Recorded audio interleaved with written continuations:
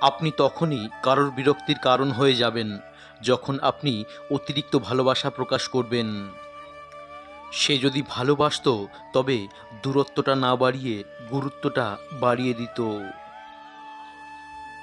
সবচেয়ে কষ্টের কাজ তো এটাই, যখন প্রিয় মানুষটা নিজের হবে না জেনেও নিঃস্বার্থভাবে তাকে ভালোবেসে যেতে হয়।